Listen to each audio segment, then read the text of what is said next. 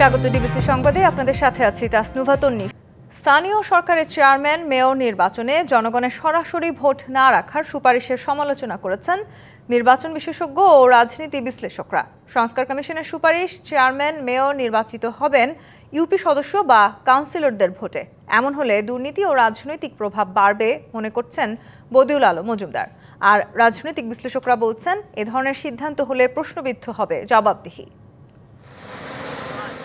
স্থানীয় সরকার কাঠামোয় গ্রামাঞ্চল কিংবা শহরে সরকারের নানা কার্যক্রম পরিচালনা করে ইউনিয়ন পরিষদ, পৌরসভা ও সিটি কর্পোরেশন। নাগরিকদের নানা সেবা নিশ্চিতের দায়িত্বে থাকা এই প্রতিষ্ঠানগুলো বহু বছর ধরেই স্বেচ্ছাচারিতা সহ নানা অভিযোগে জর্জরিত। 2024 সালের গণ অভ্যুত্থানের পর নানা সংস্কার কমিশনের সাথে স্থানীয় সরকার ব্যবস্থাকে ঢেলে সাজাতেও গঠন করা হয় কমিশন। যে কমিশন গত রোববার অন্তর্বর্তী সরকারের কাছে তাদের প্রতিবেদন জমা দিয়েছে। এই কমিশনের নানা প্রস্তাবের মধ্যে সবচেয়ে আলোচিত জনগণের সরাসরি ভোটে নির্বাচন পদ্ধতি বাদ দিয়ে নির্বাচিত সদস্যদের ভোটে ইউনিয়ন পরিষদ চেয়ারম্যান বা সিটি কর্পোরেশনের মেয়র নির্বাচিত করার প্রস্তাব। যা নিয়ে চলছে আলোচনা সমালোচনা, যার ব্যাখ্যা দিলেন এই কমিশন প্রধান অধ্যাপক তোফায়েল আহমেদ। এখনকার সিস্টেমে যে কোনো ব্যক্তি যদি চেয়ারম্যান নির্বাচনে প্রত্যাশী হয়, তাকে আগে মেম্বার হওয়া লাগবে। তাহলে 6 জন বা 7 জন 10 জন লোক যদি চেয়ারম্যান হতে চায়, সেই 6 জন 7 জন 10 জন তাদেরকে আগে মেম্বারে কন্টেস্ট করতে হবে। তা আমাদের প্রত্যাশা, এই লেভেলের লোক যখন মেম্বার ইলেকশন করবে তাদের পরাজিত হওয়ার সম্ভাবনা কম, তারা মোটামুটি মেম্বার হয়ে যাবেন। এইবার ওখানে তারা পরিষদের ভিতরে কন্টেস্ট করবেন। আইয়ুব খান আমলের ব্যবস্থাপনা ছিল, এটা খারাপ কী হয়েছে? আইয়ুব খান আমলে করছে বলে এটা খারাপ হয়ে যায়নি, তো পুরো ভারতে তো তাই আছে। নির্বাচন ব্যবস্থা সংস্কার কমিশনের প্রধান বদিউল আলমের মতে, এই পদ্ধতিতে অনিয়ম ও রাজনৈতিক প্রভাবের সম্ভাবনা থেকেই যাচ্ছে। এখন যে পদ্ধতিতে আছে, সরাসরিভাবে নির্বাচিত হয় মেয়ররা, চেয়ারম্যানরা এবং কাউন্সিলররা, মেম্বাররা, এইভাবেই থাকা উচিত। এর যৌক্তিকতা হলো, এর যদি আমরা পরোক্ষ নির্বাচন হয় তাহলে ব্যাপক দুর্নীতি হবে, এখানে কেনাবেচা হবে এবং অস্থিরতার সৃষ্টি হবে, অস্থিতিশীল হবে। বিশ্লেষকরা বলছেন, জনগণের সরাসরি ভোটে নির্বাচিত না হলে জনপ্রতিনিধিদের জবাবদিহিতা থাকবে না। যারা আপনার সহযাত্রী, তাদের অধিকাংশই যদি সেই মেয়রের লোক হয়, তখন তো আপনি সদিচ্ছা থাকলেও আপনার ইচ্ছাটা কাজে লাগবে না। সুতরাং আমি মনে করি যে এটার মধ্যে কোনো মেরিট নাই এই প্রস্তাবের মধ্যে। তাদের মধ্যে যে তাদের দায়িত্বের জন্য জবাবদিহিতা করা, এই জায়গাটা শক্তিশালী করতে পারলে আর কোনো সমস্যা নাই। তবে জাতীয় নির্বাচনের আগে স্থানীয় সরকার নির্বাচনের পক্ষে মত বিভিন্ন জনের। আমরা যে জনমত জরিপ করেছি, জনমতের একটা বিরাট সংখ্যক, ওভারওয়েলমিং মেজরিটি, অর্থাৎ অধিকাংশ জনগণই কিন্তু স্থানীয় নির্বাচন জাতীয় নির্বাচন আগে করার পক্ষে মত দিয়েছে। তো আমরা তাই প্রস্তাব করেছি। তো এখন এটাও নির্ধারিত হবে রাজনৈতিক দলের সাথে আলাপ আলোচনার ভিত্তিতে। বিভিন্ন কমিশন থেকে প্রাপ্ত সুপারিশগুলোর ভবিষ্যৎ নির্ভর করছে রাজনৈতিক দলগুলোর ওপর। তাদের সাথে জাতীয় ঐক্যমত কমিশনের মে মাসের 2য় দফা সংলাপেই চূড়ান্ত হতে পারে বিষয়গুলো। মনিরুল সোহাগ, ডিবিসি নিউজ, ঢাকা। বিএনপি ক্ষমতায় গেলে তিস্তা মহাপরিকল্পনা বাস্তবায়ন করবে, কাজ করবে কৃষি ও কৃষকদের উন্নয়নে। রাষ্ট্র কাঠামো মেরামতের 31 দফা ও জনসম্পৃক্তি শীর্ষক প্রশিক্ষণ কর্মশালায় ভার্চুয়ালি যুক্ত হয়ে এসব কথা বলেন দলের ভারপ্রাপ্ত চেয়ারম্যান তারেক রহমান। এ সময় তিনি আরও বলেন, শুধু অবকাঠামোগত নয়, মানুষের জীবনযাত্রার মানোন্নয়নে কাজ করবে বিএনপি। জুলুম করে প্রতিপক্ষের ওপর প্রতিশোধ না নিয়ে 31 দফা বাস্তবায়নের আহ্বান জানিয়েছেন তারেক রহমান। বলেন, জনগণের আস্থা ধরে রাখতে দায়িত্বশীলতা বজায় রাখতে হবে সব পর্যায়ের নেতাকর্মীদের। আগামী নির্বাচন জয়ী হতে এখন থেকেই জনসম্পৃক্ততা ও জনসমর্থন আদায়ে কাজ করতে নেতাকর্মীদের নির্দেশ দেন তিনি।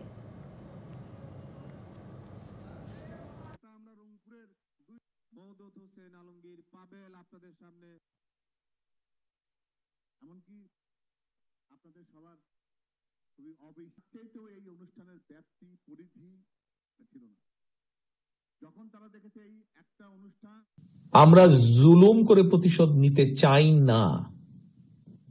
তারা যা করেছে আমরা তা করতে চাই না। আমাদের এই 31 দফাকে যদি বাস্তবায়ন করতে হয়, আমরা যখন বাস্তবায়ন করতে পারবো, ওই যে আপনি নির্যাতিত হয়েছেন, অত্যাচারিত হয়েছেন, সেই অত্যাচার নির্যাতনের প্রতিশোধ আমরা নিতে চাই ৩১ দফা বাস্তবায়ন করার মাধ্যমে। রোহিঙ্গা সমস্যার সমাধান দেরি হলে পুরো অঞ্চলের নিরাপত্তা ও স্থিতিশীলতা সংকটে পড়বে। কাতারের রাজধানী দোহায় আর্থনা শীর্ষ সম্মেলনে জোরপূর্বক বাস্তুচ্যুত জনগোষ্ঠী রোহিঙ্গা প্রসঙ্গ শীর্ষক গোলটেবিল আলোচনায় একথা বলেন অন্তর্বর্তী সরকারের প্রধান উপদেষ্টা ডক্টর মোহাম্মদ ইউনূস। তিনি বলেন, রোহিঙ্গা সংকট কেবল মানব সৃষ্ট সংকটই নয়, এটিকে বহুমুখী সংকট হিসেবে দেখতে হবে। রোহিঙ্গা সংকটের টেকসই সমাধান রয়েছে সম্মানের সাথে রাখাইনে প্রত্যাবাসনের মধ্যে। প্রধান উপদেষ্টা বলেন, মিয়ানমারের সশস্ত্র সংঘাতের কারণে নতুন করে রোহিঙ্গারা বাংলাদেশে প্রবেশ অব্যাহত রয়েছে। আন্তর্জাতিক সম্প্রদায় থেকে রোহিঙ্গাদের জন্য সহায়তা কমে যাওয়ায় উদ্বেগ প্রকাশ করেন ডক্টর ইউনূস।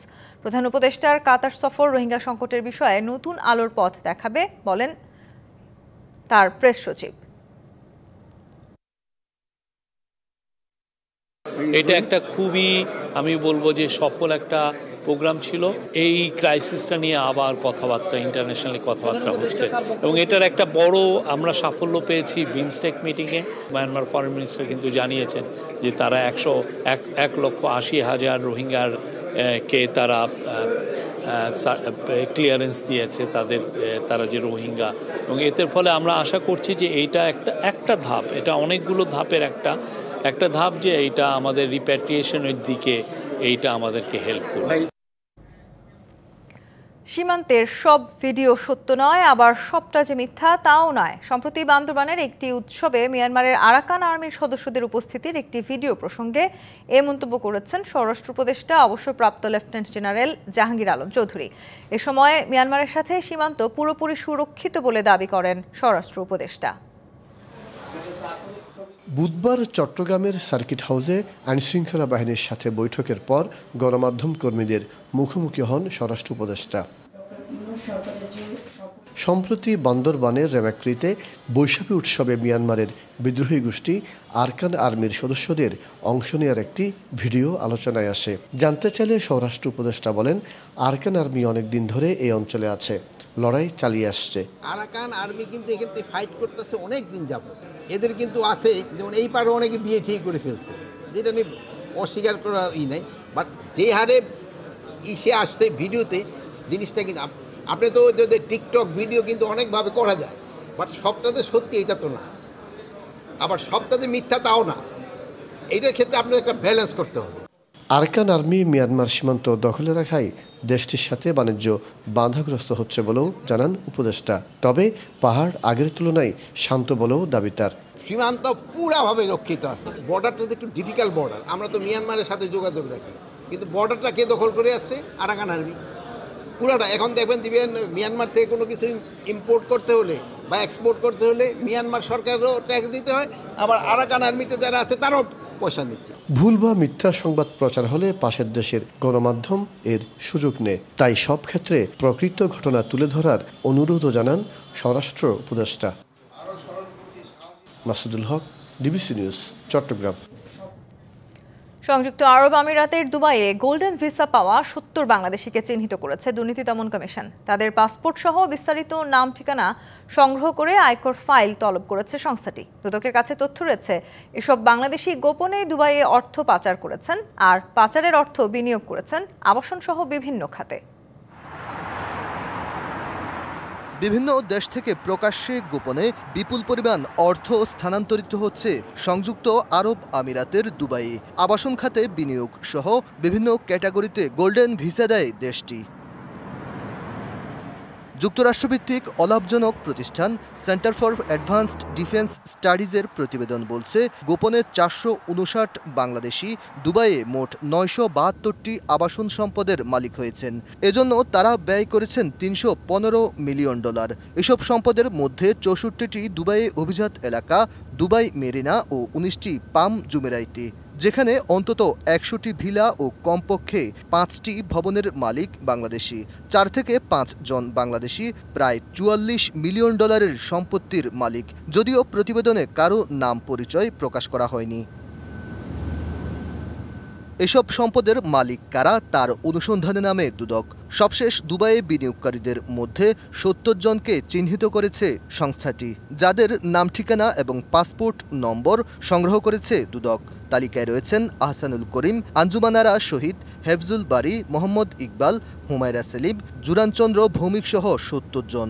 এদের মধ্যে গার্মেন্টস ব্যবসায়ী, আমদানি রপ্তানিতে জড়িত ব্যবসায়ী, অবসরপ্রাপ্ত সরকারি কর্মকর্তা রয়েছেন, যাদের আয়কর ফাইল তলব করে জাতীয় রাজস্ব বোর্ডে চিঠি দিয়েছে দুদক। অনুসন্ধানকারী কর্মকর্তা যে চিঠি পাঠিয়েছেন সেটা সঠিক যে তারা এই সংক্রান্ত রেকর্ডপত্র সংগ্রহের জন্য এনবিআর এর কাছে তথ্য চেয়েছে। পাচারকৃত অর্থ পুনরুদ্ধারের জন্য আইনানুগ যে সকল প্রক্রিয়া অনুসরণ করা প্রয়োজন সবটুকুই অনুসন্ধান দল এবং তদন্ত দল করবেন। দুদকের কাছে তথ্য রয়েছে, দুবাইয়ে বিনিয়োগ করা ৭০ বাংলাদেশি দেশ থেকে পাচার করা অর্থে বিদেশে সম্পদ গড়েছেন। সেখানে আরও যাদের বিনিয়োগ রয়েছে তাদের বিষয়ে খোঁজ নিচ্ছে সংস্থাটি। Aditya Rafat, DBC news, Dhaka. দেশে চলতি 2024-25 অর্থ বছর শেষে জিডিপি বা মোট দেশজ উৎপাদনের প্রবৃদ্ধি কমে 3.3% নেমে যাওয়ার পূর্বাভাস দিয়েছে বিশ্বব্যাংক। কারণ হিসেবে সংস্থাটি জুলাই-আগস্টের ছাত্র জনতার আন্দোলন ও হঠাৎ সরকার পরিবর্তনের কারণে উদ্ভূত সামাজিক, অর্থনৈতিক ও রাজনৈতিক বিভিন্ন বিষয়ের কথা বলেছে। তবে উন্নয়ন সহযোগী সংস্থাটি বলছে, আগামী 2025-26 অর্থ বছর শেষে প্রবৃদ্ধির কিছুটা উন্নতি হয়ে 4.9% হতে পারে। কোভিড মহামারীর আগে 2010 থেকে 2020 পর্যন্ত বাংলাদেশের জিডিপির প্রবৃদ্ধি 6%-এর বেশি ছিল।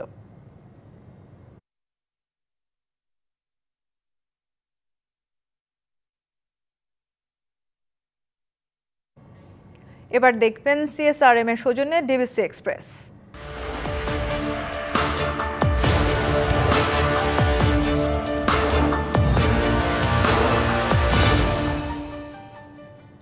দেশের প্রতিটি জেলার সমস্যা, তা থেকে উত্তরণের চ্যালেঞ্জ আর সম্ভাবনার কথা তুলে ধরতে শুরু হয়েছে ডিবিসি এক্সপ্রেস। বিশেষ এই আয়োজনে মতামত থাকবে তৃণমূল থেকে শুরু করে সংসদের নীতি নির্ধারকদের। আজ সারাদিন ডিবিসি এক্সপ্রেস আছে উত্তর জনপদের লালমনিরহাটে। দেশের প্রতিটি জেলার সাধারণ মানুষের সমস্যার সমাধান এবং চ্যালেঞ্জ ও সম্ভাবনা নিয়ে ডিবিসি বিশেষ আয়োজন ডিবিসি এক্সপ্রেস। আজ সারাদিন ছিলাম লালমনিরহাট। সেখানে বিভিন্ন জায়গায় ঘুরে সাধারণ মানুষের যে সমস্যা সমাধানের উত্তরণের যে বিষয়গুলো সেগুলো খুঁজে বের করার চেষ্টা করেছি। এই পাশাপাশি এই উত্তরণে নীতি নির্ধারকরা কী ভাবছেন সেসব বিষয় জানাতে আমার সঙ্গে যুক্ত আছেন লালমনিরহাট জেলা প্রশাসক। কথা বলবো, জানার চেষ্টা করব তাদের ভাবনা এবং কি সেই উত্তরণ থেকে কিভাবে মুক্তি মিলবে সাধারণ মানুষ বা মুক্তি পাবে। স্বাগত আপনাকে ডিবিসি এক্সপ্রেসের।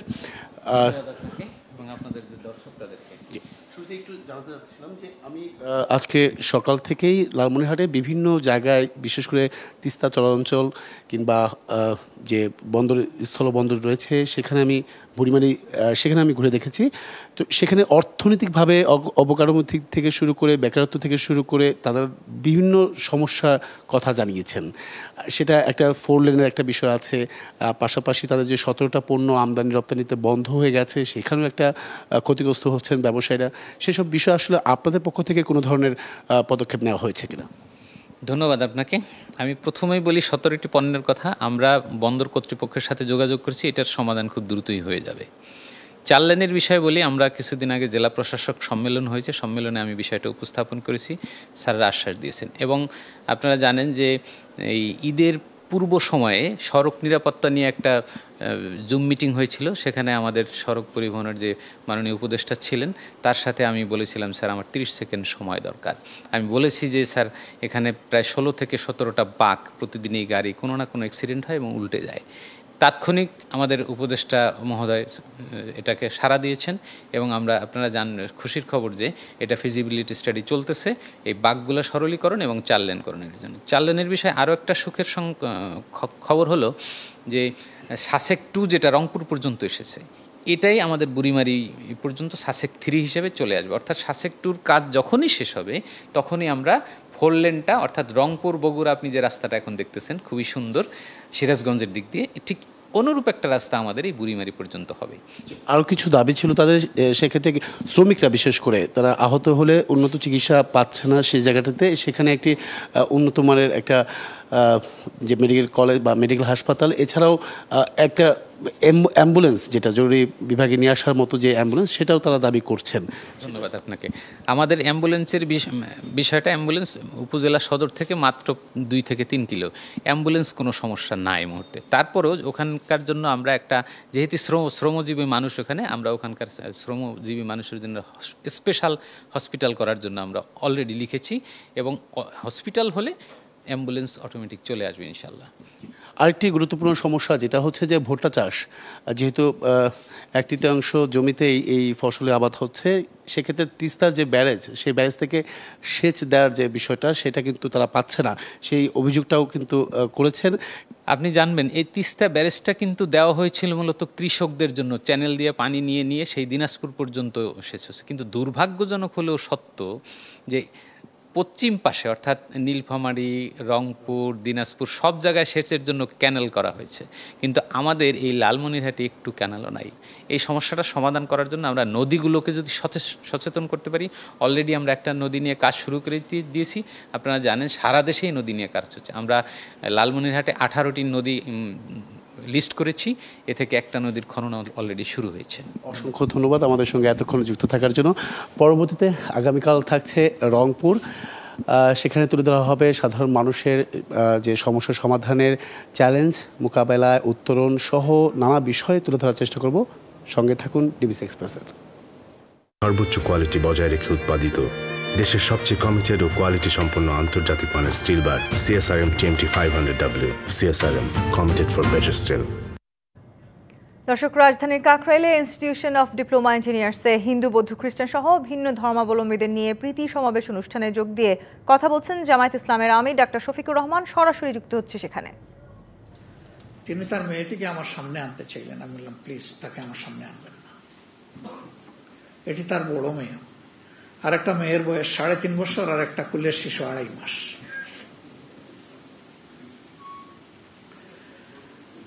যিনি মারা গেছেন তার বৃদ্ধ মা আছেন, মা কাঁদতেছেন একদিকে, আর বিধবা যিনি তিনি কাঁদতেছেন আর একদিকে। আসলে তো তাদেরকে সান্ত্বনা দেওয়ার কোনো ভাষা নেই। তারপরে ছোট বাচ্চাকে নিয়ে বললাম যে এটা আমার দিয়ে দেন। তার বাবা তো নাই, এর পালবে কে? মহিলা বললেন আপনি নিয়ে গেলে খুশি হব। 2.5 মাসের বাচ্চা, আমি কিভাবে এই বাচ্চা পালবো, বাকি 2টাকে কিভাবে পালব? আমি কুলে নিয়ে বললাম বাচ্চা আমি নিলাম, আবার আপনার কাছে আমি আমানত রেখে গেলাম। আমাদের পক্ষ থেকে এই বাচ্চাকে আপনি লালন পোষণ করবেন। এই বাচ্চা আপনার বাকি 2 বাচ্চা, এটা যেহেতু সর্বকনিষ্ঠ, সে যতটুকু লেখাপড়া করতে চায় পূর্ণ বয়স্ক না হওয়া পর্যন্ত, তার বিবাহ হওয়া পর্যন্ত আপনার পরিবারের দায়িত্ব আমরা নিলাম। শুধু দোয়া করবেন আমরা যেন এই সিদ্ধান্ত বাস্তবায়নে কখনো কোনো কমতি না করি। আমি তাদের মাসিক আয় কি ছিল সর্বসাকুল্যে এটাও জানার চেষ্টা করেছি। একটা পরিমাণ অর্থ দিয়ে বলেছি এটি 3 মাসের, এটা আপনার হাতে রাখেন। 3 মাস পরে প্রতি মাসের 1ম তারিখ আপনাদেরকে আমাদের লোকেরা পৌঁছে যাবে, এবং আমাদের দায়িত্ব আমরা পালন করব। দর্শক, রাজধানী কাকরাইলে বক্তব্য রাখছিলেন জামায়াত ইসলামের আমির ডাক্তার শফিকুর রহমান। আমরা সরাসরি যুক্ত ছিলাম তার বক্তব্যে।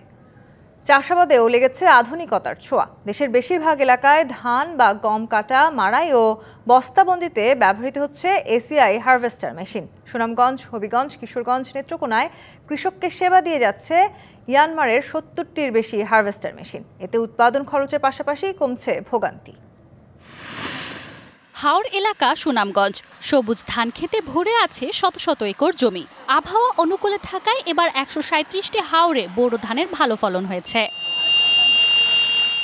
বন্যায় ফলন নষ্ট ও তাড়াতাড়ি ফসল কেটে ফেলার আশঙ্কা সবসময় থেকে যায়। তবে বর্তমানে কৃষকের ভরসা হয়ে উঠেছে এসিআই লিমিটেডের হারভেস্টিং এক্সপ্রেস প্রজেক্ট। কৃষিকাজের ধাপে ধাপে ব্যবহৃত হচ্ছে নানা ধরনের আধুনিক প্রযুক্তি। অত্যাধুনিক মেশিন দিয়ে একই সঙ্গে নিখুঁতভাবে ধান, গম কাটা, মাড়াই ও বস্তাবন্দি করা হচ্ছে। প্রতি বছরে ধান কাটার সিজনে নতুন হারভেস্টারের চাহিদা বেশি থাকে। ভর্তুকি বন্ধ থাকার কারণে আমি গাড়ি কিনতে পারি নাই। তাই এসিআই হারভেস্টার একটি ভালো ব্যবস্থা। প্রতি বছর সুনামগঞ্জে বন্যা হয়, আর ইয়ানমার হারভেস্টার দিয়ে ধান কেটে ঘরে নিয়ে যাচ্ছি। চুক্তিভিত্তিক শ্রমিকদের নিয়ে ধান কাটা মাড়াইয়ে একর প্রতি খরচ পড়ে 10 থেকে 12,000 টাকা। এসিআই হারভেস্টার মেশিন ব্যবহার করায় খরচ নেমে এসেছে 5 থেকে 6,000 টাকাতে। এছাড়া প্রতি একরে জ্বালানি খরচ হয় মাত্র 8 থেকে 9 লিটার। টানা 4 থেকে 5 দিন বৃষ্টি হওয়ার কারণে আমাদের সুনামগঞ্জের হাওয়ারের ফসলগুলো নষ্ট হয়ে যাইতেছে, তাই আমি এসিআই হারভেস্টিং এক্সপ্রেস থেকে গাড়ি ভাড়া নিয়ে ধানগুলো কাটতেছি। হারভেস্টার কিস্তি দিয়ে কেনা বা ভাড়া নিয়েও ব্যবহার করতে পারবেন কৃষক। যে কোনো সমস্যায় বিনামূল্যে সেবা দিয়ে থাকে এসিআই লিমিটেড ইয়ানমার হারভেস্টার। আমাদের যে হারভেস্টার, আমরা নিজেরা নতুন হারভেস্টার এখানে ভাড়ায় দিয়ে ধান কেটে মানে অলরেডি 2000 একর কেটে ফেলেছে এবং আমরা প্রত্যেকটা হারভেস্টার দিনে কমপক্ষে 12-13 একর করে কাটছে, তো 55টা হারভেস্টার কাজ করছে। চাষাবাদ সহজ করার পাশাপাশি এসিআই হারভেস্টারের সহযোগিতায় কৃষকের জীবন হয়েছে ঝামেলাহীন ও সহজ। Manjuma Afroz Nilima, DBC news, Dhaka. DBC সংবাদে এই ছিল এখনকার মতো। ডিবিসি নিউজের সংবাদগুলো পড়তে ভিজিট করুন dbcnews.tv আর ভিজিট করুন ডিবিসি নিউজের ফেসবুক পেজ এবং ইউটিউব চ্যানেল। ডিবিসির সঙ্গেই থাকুন।